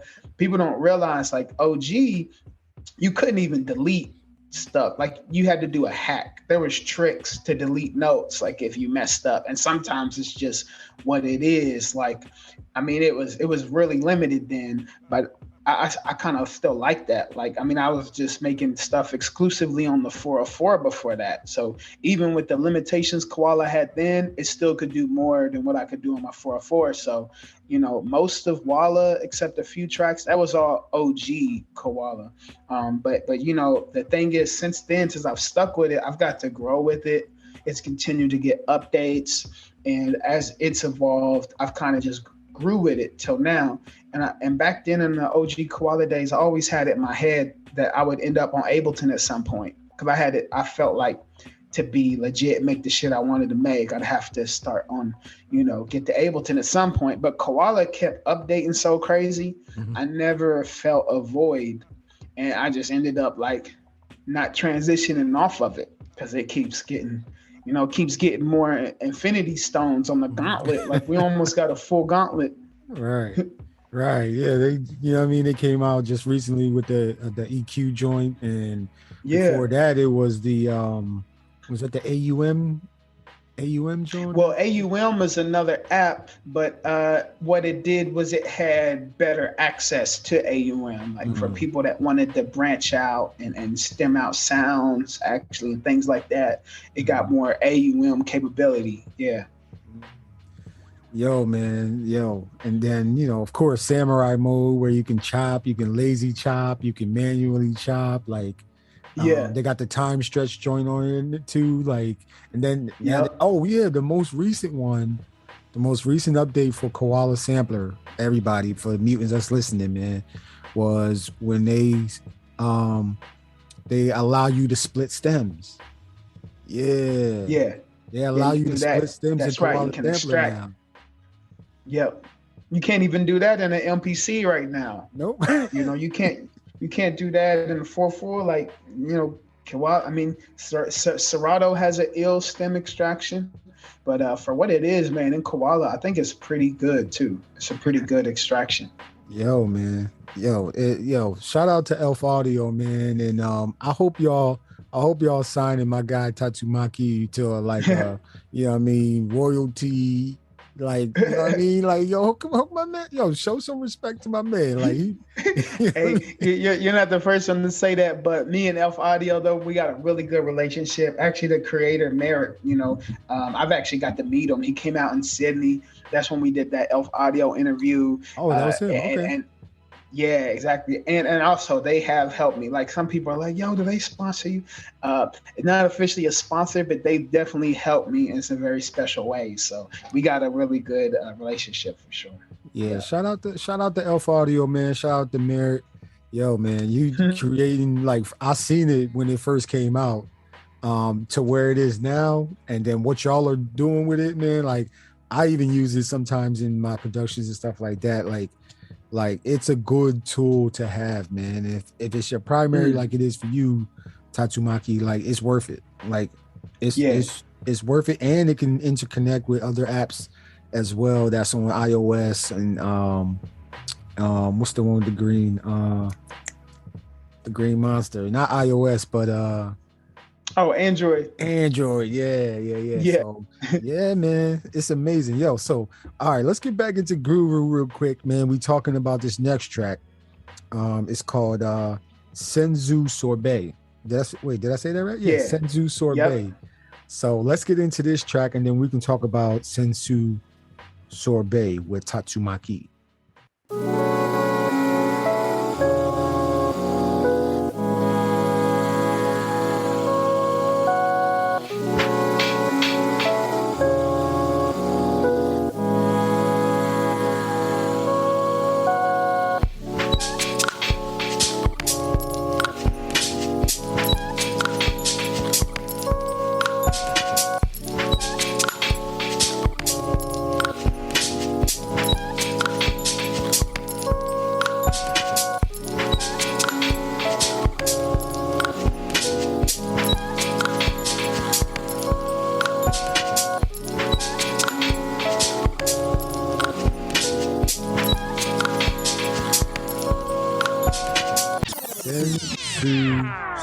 Bay, man. First of all, I want to say shout out to, you know what I mean, Nintendo, because I know, you know what I'm saying? Yo, the way you just the way you flip that sample, man. Because tell us about this track, man. Like I could geek out with you about Nintendo. Tell us about this track, man. Man, well, yeah, speaking on that, that's like one of my favorite probably pieces of video game music in history. It's like maybe, I don't know what, 10 seconds? Yeah. But those chords are just so beautiful. Like, and you know, and it represents death too. It means you've been murdered, you know, in the game when that plays. Game but over. Like, it's just it's just the most beautiful music, I think, in video game history. And so I've played with those sounds a lot. I've probably done like over 10 different times that I've used that sample. But this one I really enjoyed. And actually, an interesting thing, this one and Microwave Theta Wave originally was going to go on Nimbus, that next one I'm talking about, which is basically kind of like my psychedelic interpretation of R&B, the next one. So it definitely has a lot of this vibe, but yeah, they didn't really make the cut for what Nimbus has turned into. But I always really love these tracks, and yeah, it made sense to fit right here on this one. Yo, man, like this joint is, it's so like it's so airy, like everything breathes. Like just the way that the sound, just the way it comes across, nothing is crowded, it's just, you can hear every single instrument with the chords playing in, and then you start thinking about, you start thinking about the game, and then it's, you just lift your, I don't know about anybody else, it just lift my spirit when I heard it, man. So yeah, man. Thank you, man. Yeah. Amazing. Like I even use that same sample at the end of the podcast, man. If everybody listens to the end, man, like that's how I know, that's how you know the episode's over, when I use that 10-second clip. You know what I'm saying? So yeah, man. So all right, Guru Tatzumakiii coming out, man, exclusively on Bandcamp, man. I'm a link. Is it gonna be pre-order? Are you setting up a pre-order for this? No pre-order. We just gonna it's just gonna drop. Boom. And it's gonna be out. Yeah, it's just gonna drop on y'all, Yeah, I don't really mess with the pre-orders. I think that works more effectively like once you're at a certain caliber and have a certain amount of, people looking for your music. But other than that, I think, man, you just put that shit out. Got you. I got you. Yeah. I got you, man. So y'all heard him, man. Man, so many crazy ideas. Just I'm just excited. Like I just thoroughly enjoy your music, man. Like, thank you, dog. That means a lot, for real, man. Like, it's out the box. You know what I mean? It's like you can't put your finger on it, but it's it. You know what I'm saying? Like, yeah, that's what it is, Like, that's mission accomplished. Mission accomplished, bro. Man. All right, so let's get into Sliding on Snake Way, which is a dope album, man. I mean, a dope track name.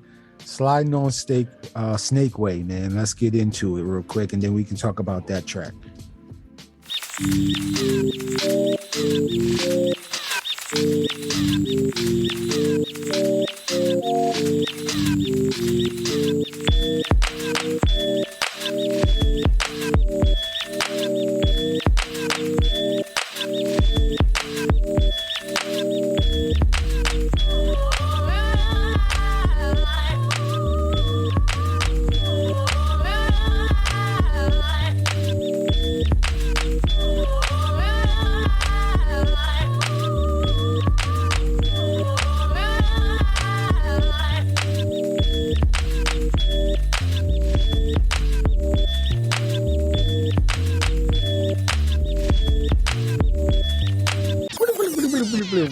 Real up. Yo, man, I don't know if that was a cowbell I don't know if I don't know what that was. Yeah, I think there is a cowbell in there. Listen, man. Yeah, that thing, this track is hypnotic, man. So, yo, thank you. Talk about what went into sliding on Snake Wave. Yeah, well, one thing that comes to mind, something that I've started to explore a little bit on this album and a lot on the next one, Nimbus, is because there's kind of a trend with that your tracks, of making short tracks, like 1 minute long, 50 seconds and stuff like that. I remember the very first time that I saw that was back in the day, like early 2000, when I first started listening to Flying Lotus.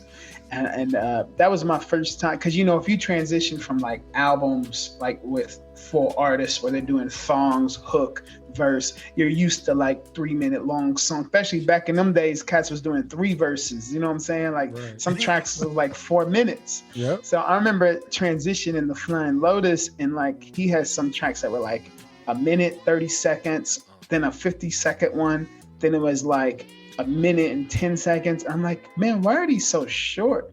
But his stuff was so dense. It was a lot of ideas in those amount of times. And also I realized it was meant to be listened as a piece. It was just a moment in the full piece. And then you started to notice people that were inspired by the J Dilla beat tapes, where he was just putting these beat tapes out for artists to hear little snippets and they can pick what beat they want. But when Knowledge came out, you could hear he kind of took that and a lot of times it made sense with Knowledge's style, because often it was a loop. And if you didn't have any further ideas, it made sense not to let it loop for 4 minutes. But what I've noticed is I think a lot of people, instead of thinking about what they're doing, I feel like they're just copying. This is what it is. If you make beats, it has to be 1 minute or whatever. But I had a conversation with my homie Wallace C in Melbourne, and we were talking about house music. And I was telling him how the house music that inspires me is when people come from hip hop or something and they do their interpretation of it. But I never was a fan of traditional house. And I was telling him I didn't understand why a house track's 12 minutes long. It's just repeating for 12 minutes. It's the same shit. And I didn't get it.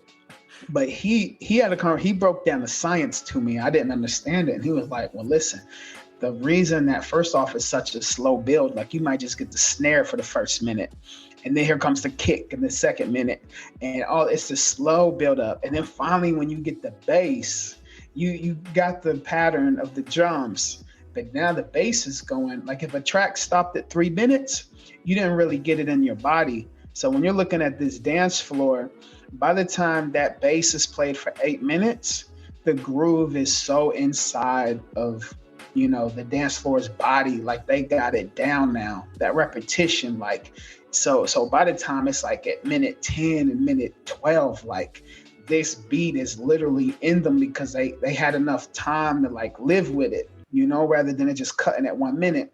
And that just started opening my mind a little bit. And I was like, I started thinking how I can apply that to beat music and lit in a composition, being able to write it so that it can live for longer and still be interesting and engaging. And sliding on Snake Way is definitely one where you see me go way past that minute mark, but I feel I'm really trying to make it a composition that makes you want to listen from beginning to end.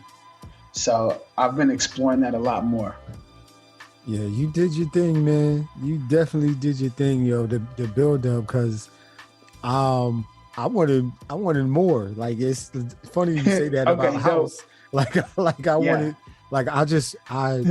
I'll listen. My ears. I'll just listen to I listen to the stuff that's on top, and I also listen closely to the stuff that's underneath. Timbaland trained my ear doing that, because he would put stuff underneath to where you listen to, you gotta listen to actually hear it inside of his beats. So he would put little weird sounds and stuff like that. But yo, man, I was it's you want to loop that. That's one of the ones where I was like, hey, I wish I could loop that right now, you know what I mean? But yeah, man, the Yo, Guru coming out, man. Guru is coming out. Yes, sir. Bandcamp, man. Bandcamp. So you had you joined a sample challenge, man. Hosted by Ski Beats. It's called the Smack Pack Challenge. Yeah. And you were up, I think you were a finalist, right? Yep. And you didn't win, but you did win. You know what I'm saying? You didn't win that contest, right? But but you did win a lot more recognition, a lot more fans. You got more people tapped into you, I think. You know, I'm just assuming. So what was that like, seeing that track that you created work its way up from, you know, just entering it into the contest and then working all the way to the final, not getting it, not getting the W, but getting the W on the, you know, like, you know how they say on the back end, like, you know, when you bet, on the back, you got the W on the back end, like, and then you had people talking about, you know what I mean, like, don't take it as it's a L, you know what I mean, like Canal Organism in this next track is talking about that in Kazal's wisdom, which is another, you know what I mean, just the way you put it together too, man. So tell us about that experience and then what that was like. Yeah, well, first off, this is a good opportunity. I'll give a little bit of my Smack Pack history because of the timing of things. I feel like some people will hear this track and they'll get a little confused on the timeline because basically I've been competing in a Smack Pack battle since way back in Volume 5. That's like 2 years ago now. You know, they've been going for a minute. But like Volume 6 was my second time entering, and I actually made it into Volume 6. So that's almost like 2 years ago.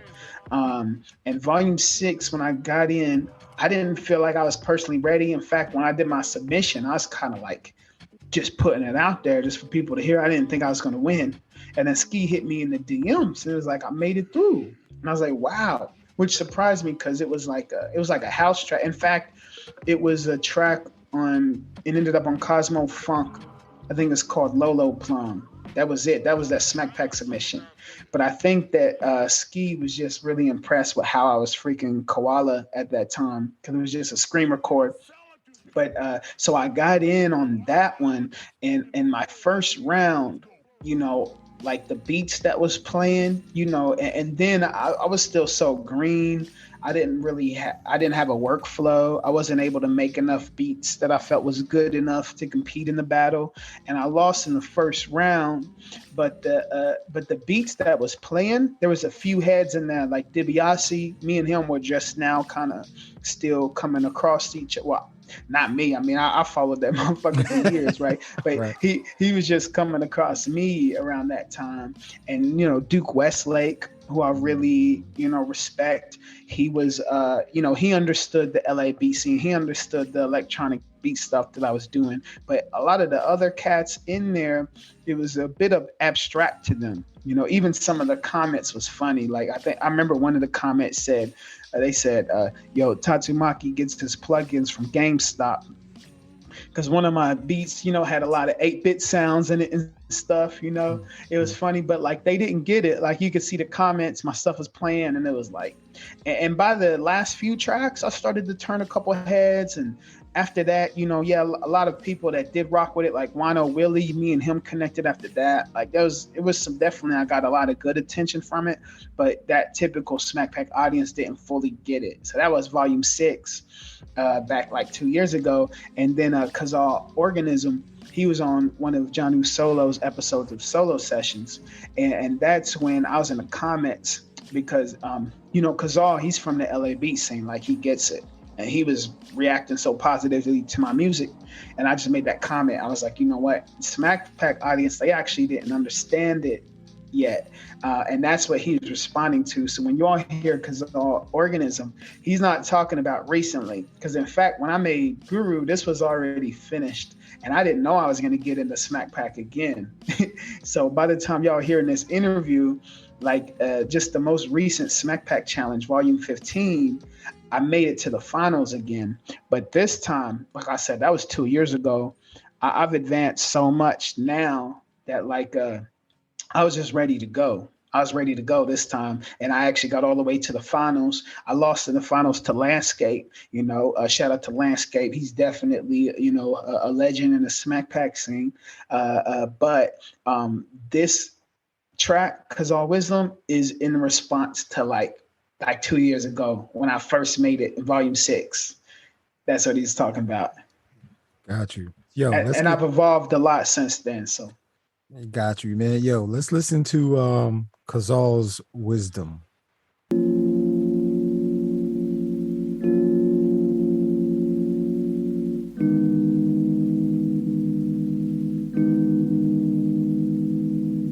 This is the type of shit that's so powered. Don't expect everybody to get your shit. This is for like us. You know what I mean? In your lane, bro. Nah, bro, this is fuck lanes. Like this is for like heads. This is for heads. Like this isn't for oh yeah, I got a SoundCloud and I listen to music. Like this is for beat heads. Yeah, to appreciate it for sure. Yeah, this is for beat heads. I feel like you can't listen to this as like a everyday person. Yeah, this is not. You're not gonna understand it. This is not for that. This is for the real heads. Definitely one for the heads, man. Yo, he's absolutely correct, man, when he's talking about that. Like, not everybody may get your music, but for those that do, yo, man, they get it. You know what I mean? So, like, when he was talking, I was like, yo, you right, man. Like, he was right when he said, like, yo, don't take it as a, you know what I mean, this is just everyday listeners might not get it. They expect, the polished, pop, hip hop type of thing, you know what I mean? So yeah, it's not for them, but it's for the beat heads. Is that a fact? When you create, do you create for the beat heads or do you create for everybody, but the beat heads get it, you know what I mean? To be honest, I don't create for anybody. I actually just create for myself. Yeah, like it's 100% for me, what I feel and what I want to say. And then if anybody else rocks with it, that's just icing on the cake. But it's a type of cake that didn't even need icing. Like the cake was already like ice cream cake. Like it had vanilla in that mug. Like the shit was rocking already.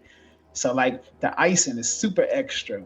So like, I make it for myself, but because of the way I think and the type of music I like, it's definitely going to lean itself to be respected by like a beat, the beat heads that want that stuff. Similar to like post-war jazz, but like, post-war when they started making bebop, which bebop, it was like a transition from swing, where swing, became like very popular and, big in the clubs. But post-war, the musicians started saying, you know what, we want to make stuff that musicians want to listen to, that the connoisseurs are going to want to listen to and analyze to the technicality and the feeling of what we're doing.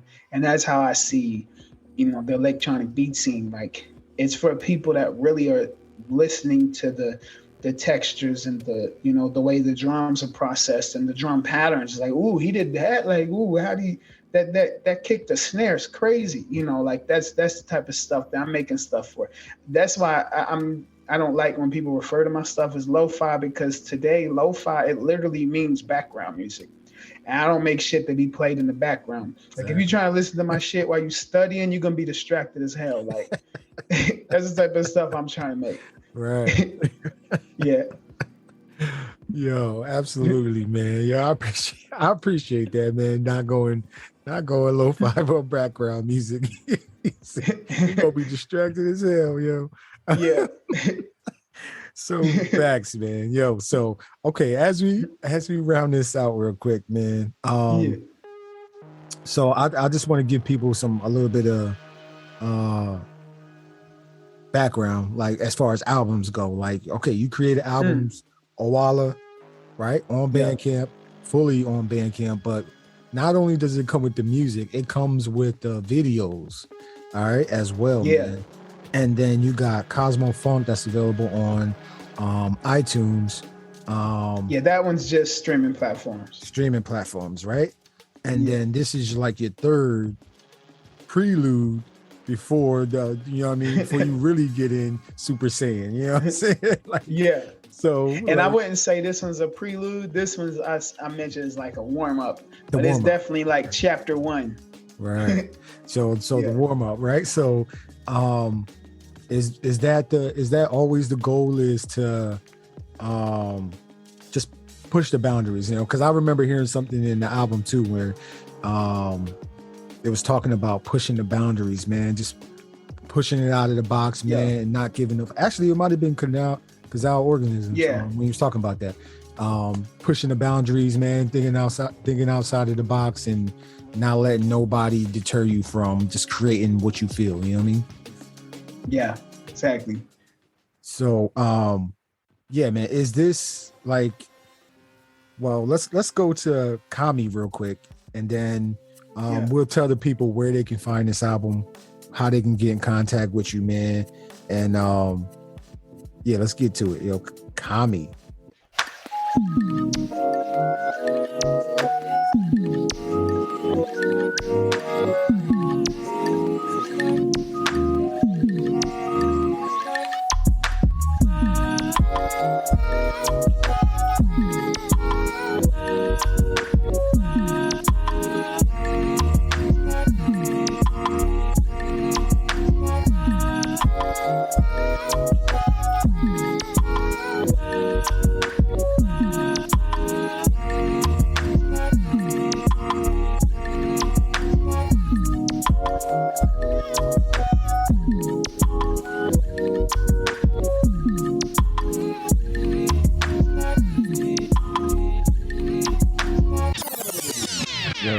That joint is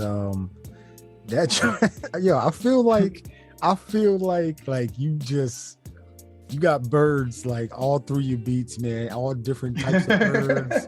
Like, you know what I mean? Like, I do be sampling birds. I feel like that's that, hilarious. Like, you a bird watcher, and you know what I mean, beat maker, all that stuff, man. Like, man. So tell me about Kami, and then overall, like, what you want people to do, you know what I mean, when they're listening to Guru. Man, well, Kami, me personally, this is not only my favorite track on this album, but probably one of my favorite recent joints I created. Probably on Guru, the freshest joints, like the most current ones, is probably Kami and Thwomp, probably, and Sliding on Snakeway. Those three are pretty current, like within the last few months, a year or whatever.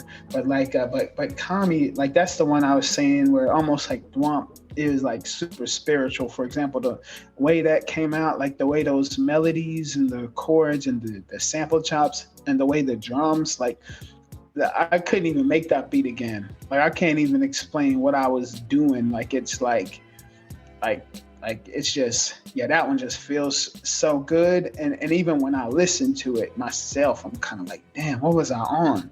Like, right. Yeah. And Kami, I felt like was the perfect name for that one, because back to the mythology and folklore, Kami's kind of like the original Namekian. He's like, he's like their god almost. And actually, Kami actually means God in Nihongo in Japanese. And also it's a perfect transition into where I'm going next. So where Kami, where this album ends, it's kind of a transition into Nimbus. So Kami's a real special one to me.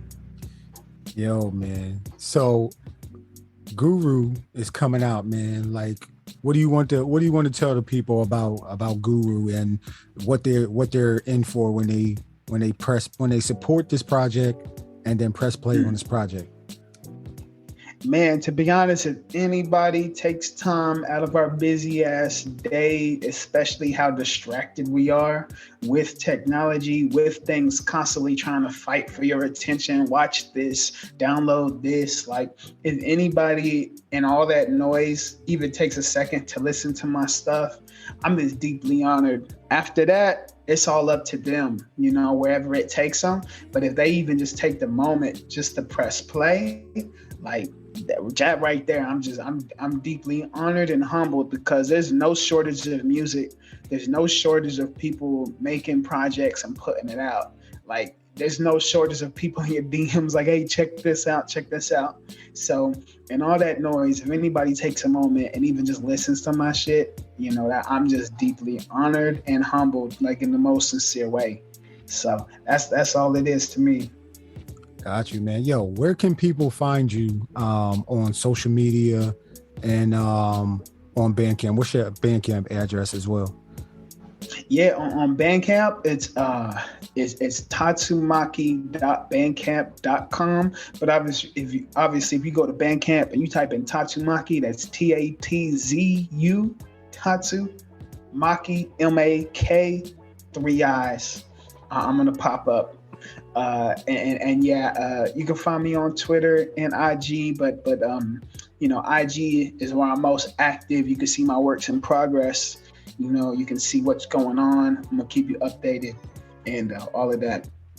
And shout out to the Rec Show too, man. Hey, I don't know how much you hear it, but dude, we appreciate you so much, because even just having a platform, you know, where like in our niche, we're already a niche community, but to be able to transmit, you know, our frequency and our signal to other tribe members in this way, and actually get to talk about the process. And because I'm a fan too, I listen to the episodes. Like, I love hearing, you know, just how other people, the way they're thinking, their approach, the process.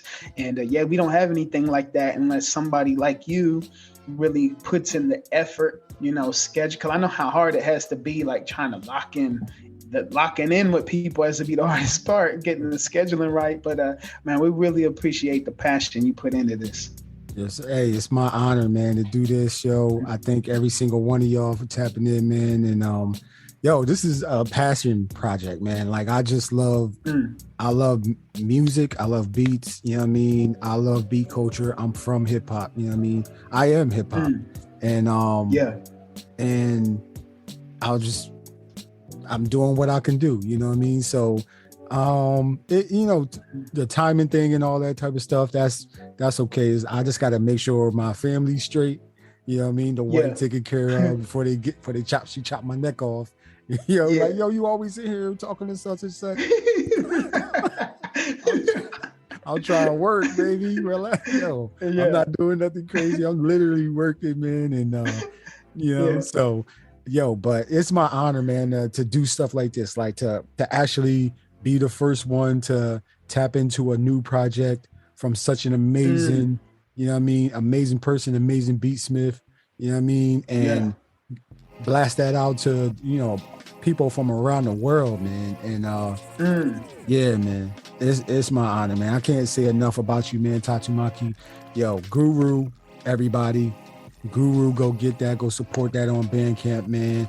I know when it hits, man, you know, I'm gonna be on my Twitter and my socials, you know what I mean, doing what I do. And you know what? It costs $0 for you to share it on your social medias. It don't cost you nothing but a little bit of time. You know, time is your most important currency. But it don't cost you nothing, man, just to show love and support, man. I feel like you did an amazing job on this album. I'm excited. I'm gonna keep listening to it as long as you keep this private link open. I'm gonna keep listening to it. But before we go, man, any final thoughts for the mutants out there from Tatsumakiii?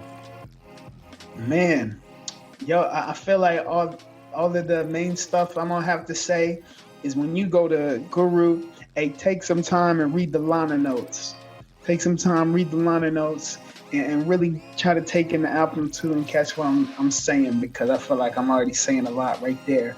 But if anything, to the listeners, if you're just a listener and a fan of the music, I appreciate you deeply, because that means if you're listening to the music, something's impacting you.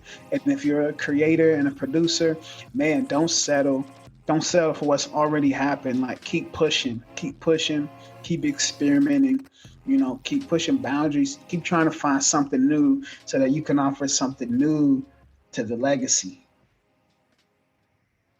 There it is, yo. I just want to send a shout out real quick to Elf Audio, man, Koala Sampler, to your Yes, boy sir. Pax, man, who mastered this joint, to Super Duper, who did the cover art, and Kevin Nagel. This cover art, by the way, bananas, yo. Kevin Nagel, I've always pronounced it Nagel, maybe it's Nagel, not for sure, but he's an outstanding music producer too. Maybe one of my favorites. He's insane as well. Super duper as well. So, I even got music producers tapped into the art that I'm close to in some way as well. So it gives it a bit more meaning to me. Absolutely, man. Yo, guys, I gotta talk to who did the bass performance on Zet Rock. Yeah, Zet Rock, man. Yes. And tap into Zet Rock. Yeah, who did the vocals for Ultra Instinct, The Thought, who did the lyrics. Yes, sir. Spazzed on that, yo.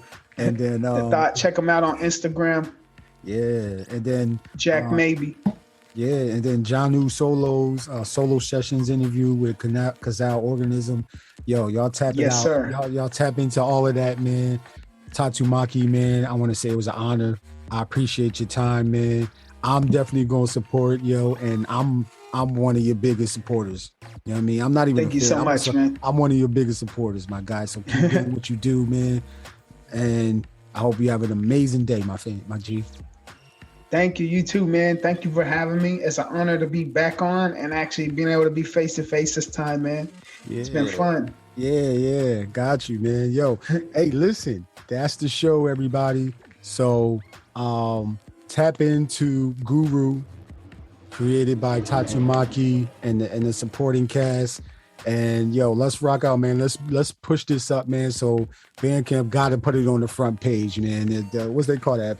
Bandcamp Weekly or something like that. Like yeah. Gotta put that front page, yo, because you know what I mean. Just the cover art alone is gonna drop. Man, I'm talking too much. Yo, we out, man. Peace. Yo.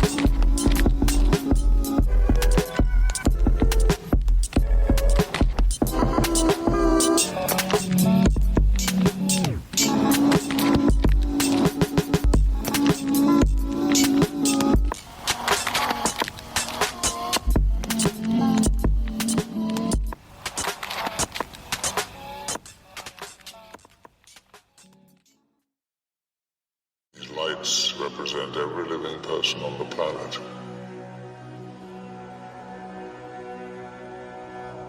The white lights are humans. And these are the mutants.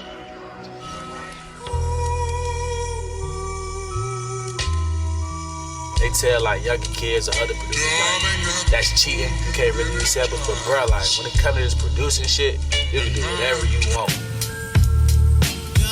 You've been listening to the Rec Show podcast. Be sure to subscribe, like, and leave a comment. Remember 3 things. Believe in your music. Take care of your mentals. Become the best version of yourself. Until the next one, Golden Mind signing off. Peace and love, yo.